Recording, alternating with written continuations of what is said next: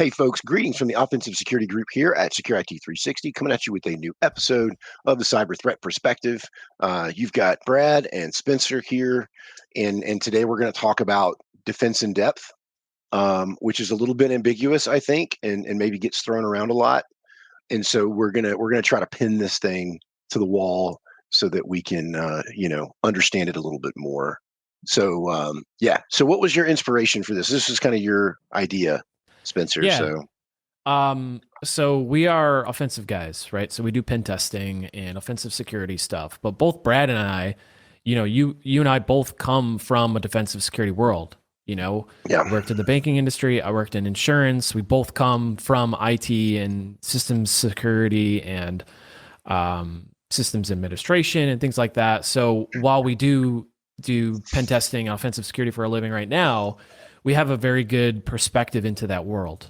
We work with a lot of clients on these engagements on things that are not necessarily offensive security related. And I was just having this discussion over Twitter yesterday and last night. Is like, most of the time when we do a pen test, we're not telling the client to do another pen test. Like, we're talking about foundational aspects of security, like basics and kind of the tried and true things. And we use words a lot like defense in depth and layered security and zero trust. And we use all these buzzwords, and they're great. And, they can be effective at getting someone's attention. But, I really thought this would be a good topic to kind of demystify or just kind of break down and articulate, when we say defense in depth or when we say layered security, what does that actually mean from a practical sense? And what we'd like to do in this episode is, for all the IT people, the admins, the sysadmins, the CISOs, the CIOs, if you're in that position and you're listening, we'll hopefully, share some actionable advice, some practical ideas that you can implement to, do defense in depth. And that's kind of the idea for this and kind of the backstory and perspective that I think I'd like to go with this. Yeah, no, it makes perfect sense. And, we kind of frequently fall back on the concept of defense in depth when we're in meetings where we're delivering pen test results, right?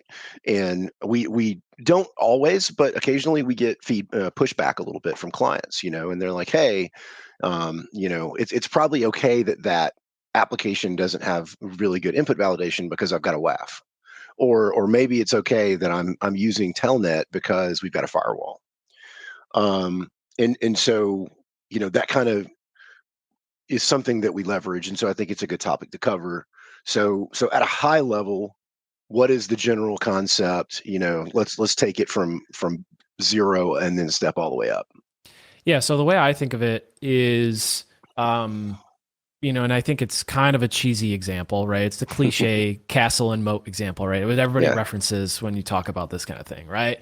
You have the moat, and you have the drawbridge, and you have towers, and you have the what's the name for, like, not a barracks, but it's like a man trap, right? You have certain things. The bollard or something. Bollards are, I think, like vertical stops, so that big stuff can't get too close. But but yeah. But anyways, the no man's zone or whatever, no man's land that is kind of separates the exterior from the interior. We would call it the DMZ in modern times. Yeah. Right. And, in the castle analogy, just to take that one step further, there's things that you can't necessarily control, which is, where you put your castle. Like, you might put it on a cliff or next to a cliff so that you only have to defend one side. Right. And so I think there's a lot of analogies that you can play on with things like that, things like castles and kind of defending a structure and stuff like that, which, Brad, I know you obviously have a lot of background and experience in, and maybe there's some analogies there that we can talk through from your background. But I think that's the initial approach that I take, is like, okay, what are all the things that I can do to make an attacker's life difficult? And kind of the end goal for me is to make the attackers work harder, make them perform more steps, so that there's more opportunity for them to get detected, right? Make them jump through as many hoops as possible, which is realistic in my environment, so that hopefully I can kind of deter that threat and detect it and evict them from the network. And that's kind of how I think about it. And I think about, various things that are kind of redundant controls or redundant Hmm. systems to hopefully deflect that attack. So that's kind of like my high level thoughts on that. Yeah, no, it makes perfect sense, And so the concept for me is very much like, you hit a really good phrase there, and that was overlapping or stacking controls. And so the idea here is that a single control failure should not significantly expose your organization to a cyber incident, right? And so let's think about what that means, like in a controlled um, in the format of controls, right? So I had a boss, super good guy, and he always had really good thoughts on this, and he would always say, I never want to be one misconfiguration away from an incident. And usually that was in the context of like firewalls, right? Everybody loves to rely on those. They're super valuable. They're a core part of IT in defense. However, they're not perfect, and no controls are. And I think the concept of defense in depth is stacking controls so that a single point of failure doesn't exist. And in the example of the castle, like you might even say, why have the moat if I have 30-foot walls? And it's because those walls can be defeated, right? Whether it be Mm. through launching rocks at them or climbing over them. And same thing, right? The firewall's really awesome unless the bad guy starts from inside your environment through the phishing email. Okay, and now we have EDR in place, or now we Yep. have email filtering. And so like you said, I want this attack to go through as many of those controls as possible. Yep. And so that's really where the defense in depth, we don't want to lean too heavily on one thing. I think we as an industry have done that a lot. When firewalls first hit the market, in the 90s, it was like, dude, everybody's got to have an awesome, the firewalls are fantastic. That's super cool. Nowadays, it was EDR, right? When Mhm. EDR really first hit and it kind of evolved past antivirus, I think we put a lot of eggs in that basket. Yep. And then when bypasses started showing up, it kind of hit us hard. So that's where the concept, I think, hits home. Yeah, and I think we have to push this idea of deflection and deterrence as more so than prevention, right? Yeah. Because as we know, things are going to get in. Like you just pointed out, there will be security controls that are bypassed. There are ways to get around certain things. There's ways to kind of achieve your goals if you try hard enough, right? Hmm. And there's numerous examples of that taking place that we've seen. And I think the important discussions we have to have are around like deflection, deterrence, and kind of using those words and thinking about what And that detection. means. Yeah, exactly. Exactly. So those three Yeah. Ds, deflection, deterrence, and detection is great. That's a great Yeah. what's the word for when you have what's that English like what's the word for when you have three words of like the Oh, I know same what you're talking about. I can't remember it though. an alliteration? Is that what it's called? I think so. I think Is that so. right? Okay, Yeah, I cool. think so. Yeah, I'm not an idiot. Or maybe I am, and that's completely wrong, and somebody will tell me in the Yeah, yeah. comments. Please do. Um, um, so yeah, what I we're think about, hackers, not yeah, experts in the English language, but yeah. So I think to think about this tangibly, I think it's a good idea to have some examples. And how I like to think about this, and oftentimes how I think through it and communicate to people, is using the example of like an attacker attacking from outside in. yeah. Or, on the opposite, you start with the end goal, like they, compromise the domain or they got domain admin, you kind of work backwards, like what would stop them here, what would stop them there, and kind Yeah. of work Yeah. backwards. So starting like outside in, I think, a lot of incidents start with social engineering, right? Yeah. What are some of the controls that can stop that, right? We have email Yeah. filters you mentioned earlier. We Yeah. have web content filters internally. So if somebody clicks on a link, then that's a newly registered domain, that could Hmm. be a control. So we start thinking about, okay, external controls, preventing or deflecting that attacker from getting in. Okay, let's say they get in, right? We have EDR, we have antivirus, we have firewalls, host-based firewalls, right? Hmm. So start thinking about and kind of threat modeling what that looks like and kind of playing out some of those scenarios of if somebody got in, what could happen? If somebody got local admin on machine, what happens from there? Yeah. If they're able to pivot to a server, what controls do I have to kind of deflect them from achieving their goals at each of those steps? And, a good resource to that is probably MITRE. right? MITRE, Yeah. the MITRE framework has a number of techniques and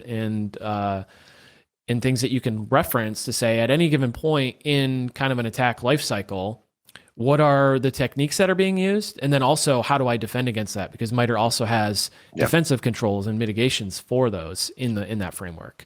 So I think that's a good place to go to kind of start, drilling this and figuring out what you need in place, what you should have in place, and what might work for you. Yeah. So that's actually how we did it in the financial world. And, everybody can probably imagine, right? We had big budgets for security. And so, if we needed something, we got it because security is paramount in when you're dealing with people's money, obviously. So we were unique in that in the cyber world that we did have a pretty hefty budget. And what we did is we would leverage the MITRE framework, for example, and we worked backwards from the threat.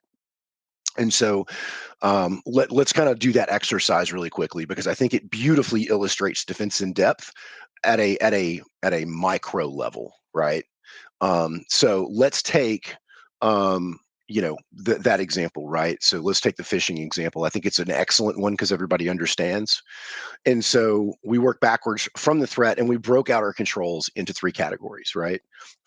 People, from processes, right? Technology, and then individual human behavior, right? So we want to impact human behavior. We want to have processes that help us to mitigate those threats, and then we want to have technology that will do that, right? So what does that look like in practice? Well, like you mentioned, we were leveraging Proofpoint, which at the time was probably one of the absolute best and most advanced email filtering platforms out there. It may still be. I don't live in that world anymore.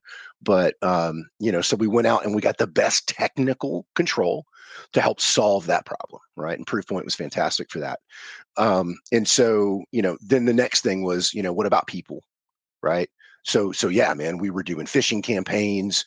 If somebody failed, a phishing campaign more than once, we actually were tracking that. Like we had, quarterly updates where we went into a meeting with executives and we were like, hey, these three people failed the phishing campaign 3 times in a row.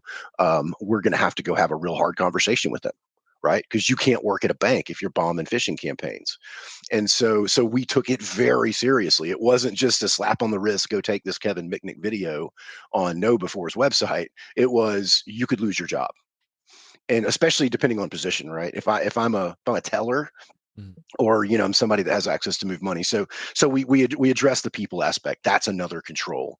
And then I also mentioned processes, right, where we had human beings going in and reviewing the email logs, right? So if there were suspected ones that maybe didn't quite hit that mark and still made it through, so we had processes in place where we were looking through that. So that's kind of the long form answer of a singular approach. And by the way, we had many, many more controls. That's just an easy way to hit each one of those people, process, technology check boxes, Yep. working backwards from the threat. Yep. And then you touched on this too, even auditing and compliance, like assessing those controls is part of your defense in depth strategy, right?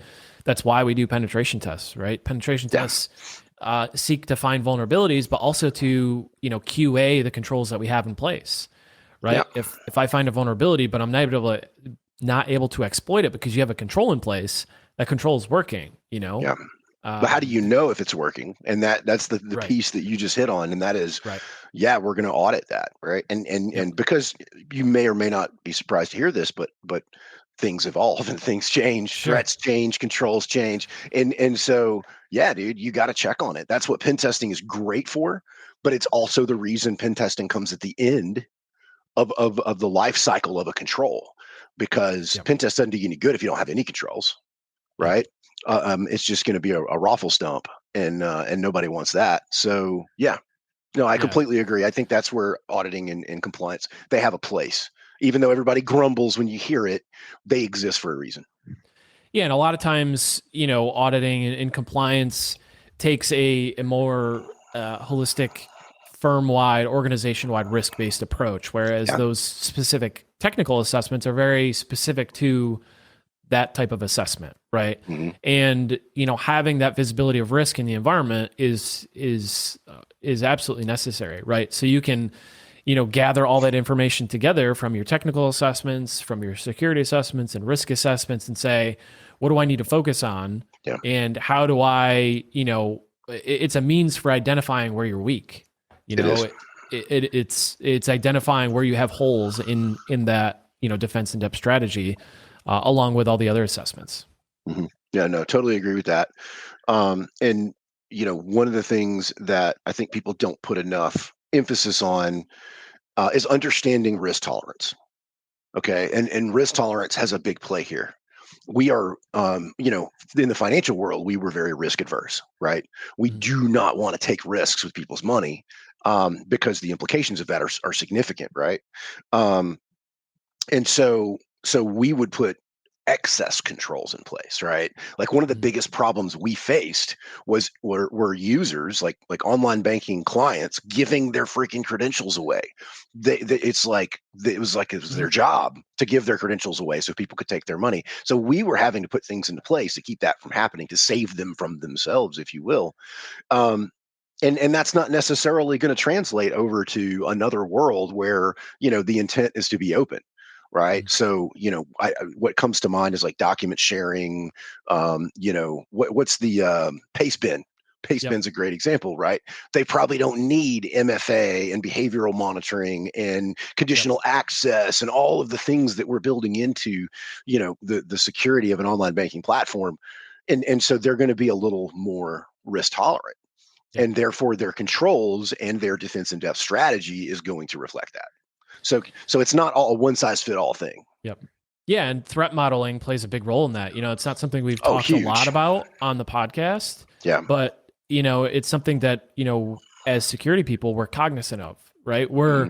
We want to build controls and build layers and defenses Yeah. for protection and deflection and deterrence and detection against the things that we should be worrying about, right? There's Yeah. no sense in building a $4 million security system around something that's worth $5, right? Yeah. And there's no sense in building a defense around something that's not being attacked, right? Or that we don't have evidence that's being attacked, or we don't suspect will be attacked, or is less likely to be attacked, Yeah. right? So threat modeling is a key component of this.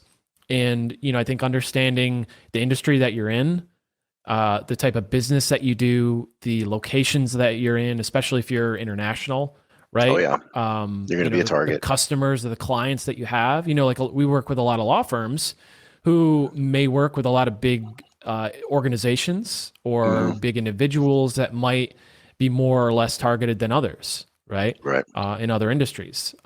Manufacturing is very big with, espionage and kind of stealing trade secrets and stuff like that. Yeah. Especially when you get to like defense contractors and stuff like that from an industrial standpoint. So understanding your threats, kind of the risks that you have potential to have in your organization, how you might be attacked, is Yeah. going to inform that defense in depth strategy. It is, and I like that approach. It's a more advanced approach, right? So you need to be kind of up on the maturity model just a little bit before you start threat modeling, because you really need to understand your controls, and that's a challenge for larger organizations. And what I mean by that is, if you have more than 10 dedicated IT security personnel, you're in a pretty big organization, and there's so many moving parts. It's really hard to kind of get your arms around what you have going on, but you Yeah. have to before you can get to the threat modeling stage. I like the approach of threat. So let me ask this question, because I think it's important for the conversation. What is the difference between assessing controls based on specific MITRE um, techniques and threat modeling? How do we separate those? What are their origin points? How are they different? Yeah, so I think of threat modeling as identifying all the potential attacks slash attack vectors that are you're potentially faced with at a firm, right? At Yeah. an organization.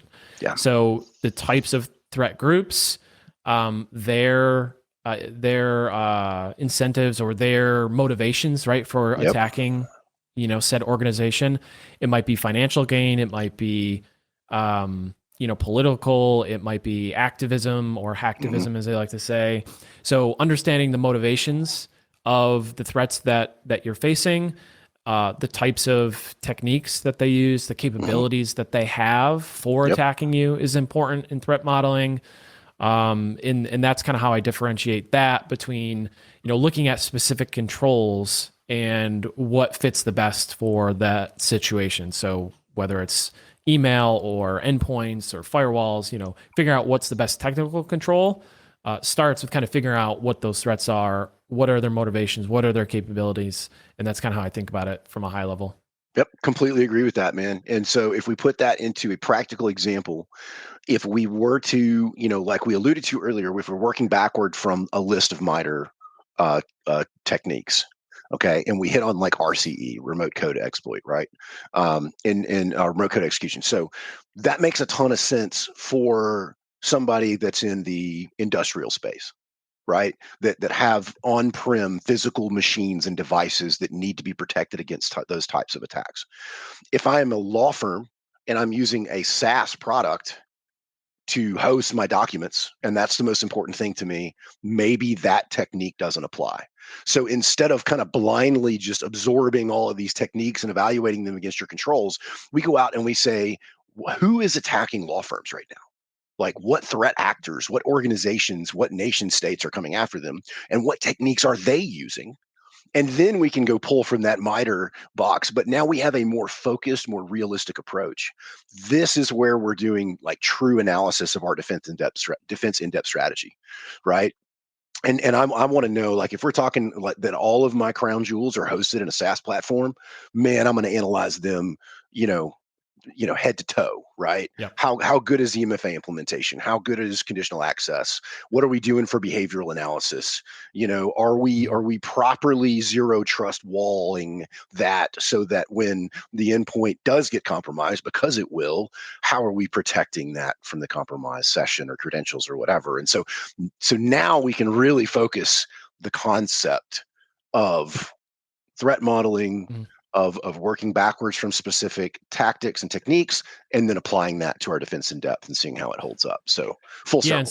And something I would recommend, in something that we do, so I'm biased, right? Something that we offer is an incident response tabletop exercise, but doing it as a true scenario, right? Yes. Not just doing, a short little, half an hour conversation, like with a couple PowerPoint slides. Like actually go through an engagement where you develop an exercise, you talk through it, and then you carry out that exercise with people who would be involved in an incident, right? You want to have representation from the various people, and you want to drill that. You want to go through those processes. And something that I would recommend is taking something like the DFIR report and looking at the DFIR report, the various reports that are in there, and picking the ones out that are maybe specific to you, your organization, your industry, whatever, something that you're concerned about, and go through that with your team. Sit down, spend some time, and go through and be like, okay, if this happened, like, what do we have here? What do we have here? Like, oh, we didn't really think about this. Maybe we should think about this other thing. So going through reports like that, going through exercises where you're thinking about these things and saying, like, if this happens, like, what do we do? What do we have? What's our strategy? How do we respond to this type of thing? And going through those scenarios, I think, is really helpful. It sounds like very minimalistic or very basic, but the amount of times we've done a tabletop exercise with a client that says like, oh, that's a good idea, or we didn't think about that, or it's, you're looking for that little bit of thing that takes you to the next step in your defense. Like, oh yeah, I can do that. We can implement something like that we didn't think of before. That is super valuable. And doing that on a regular basis and really taking it seriously is kind of like how I would kind of manifest this in an organization to kind of improve and mature the security program. So yeah, dude, and it doesn't have to take a ton of money, right? And so one of the things that we did at all of the banks that I was at is we had an annual third-party tabletop, right? Where we hired a really slick firm, and they would come in and we would spend 2 or 3 days stepping through a scenario. And then we'd spend another 2 days exchanging information with executive management, right? Because that's like a different aspect to the tabletop. And so, but we did quarterly internal tabletops. that were just for the red team and the blue team within our organization. And so, and it would rotate. So like, Q1, it might be my turn to make up the scenario. And so to your point about the DFIR report, anytime a major threat report would come out, my team was responsible for writing a formal response. So we had to intake that document, process, identify all of the things that were in that, and then create a document delivered to executive management that was, here are our specific controls that exist. And we had a 0 to 10 on their perceived effectiveness. Like, how effective is it? Because that's another thing that people, it's not a binary thing. Right. So like, I'll give you a great example. The proof point thing I said earlier. Yeah. Proof point's fantastic. Was it perfect? Absolutely not. Things got through. So that's maybe that's an 8 out of 10 because it's not perfect. So I said all that to say this: the two things that you just mentioned, aside from time, are practically free. You can pull down that DFIR report. You can pull down, the Verizon data breach, whatever it is, and you can analyze your controls against all of those things that are in those reports. And then you can build tabletop exercises from those reports. And it's real material stuff. And you can evaluate, just do a self-evaluation, man. It doesn't have to go to executive management. It doesn't have to go anywhere other than your group. And then you can make that actionable. Yeah. And the first time you do it, if you've never done it before, it's going to suck, right? It's not going to be good. People aren't going to get value from it. They're going to be like, this is a waste of time. But the more you do it, the more comfortable you're going to be with kind of being vulnerable with yourself. And I mean, not vulnerable like a vulnerability. I mean, like being honest, right? Admitting your faults, man. Yeah. Being honest about it, admitting that like, hey, maybe we don't have such a strong defense here, being able to admit those things and being able to come together and not point fingers at any one group and say, hey, like this isn't good, or, that's not enough. Like, the point of it is to all learn, to all grow. And it's not to point fingers or blame, it's to get better. Right. And the more you do that, the more you get comfortable working together as a group, the better off you're going to be. And once you've done it a couple of times, then get outside help, right? Then get somebody who does this all day long, who sees various organizations, somebody like us, to come in and have that outside view of things, to give you kind of the outside perspective that maybe you didn't see before, right? Agreed. But I definitely echo that. You don't need to do it super expensive to start. Do it in your group yourself, and then once you're comfortable, reach out, have a third party come in, get a independent set of eyes on it, and get a fresh perspective. Yeah, and one thing I'll kind of say to wrap up on the tabletop stuff is, the more time you spend with your vendor when you finally do go get a third party to do this, the more time you put in with them creating the scenario, the more value you're going to get back out of it. We sometimes have scenarios where the vendor's like, oh, I don't really care what the scenario is, just whatever you guys think is best. That's almost never going to give us a good outcome. And so we need to hear from them. Where do you guys think you're strong? Where do you guys think you're weak? What are you protecting? What threats are in your space? And so we need to make it as custom and tailored and unique as we possibly can to their environment. If I show up with a scenario that involves, Linux logs, and you're a Mac shop, it's going to be a weird tabletop, man. So yeah, put some time in with your folks to make sure it's realistic. So, all right, man. So defense in depth, we hit that, and then we hit past it and went all over the place. But I think we kind of made our case. What are your thoughts? Yeah, I think this has been a great discussion. Hopefully it has provided people who are listening some insights into how two people would think about it, who've been there before and have walked the walk. So I hope that was practical advice for you, something actionable that you can take away.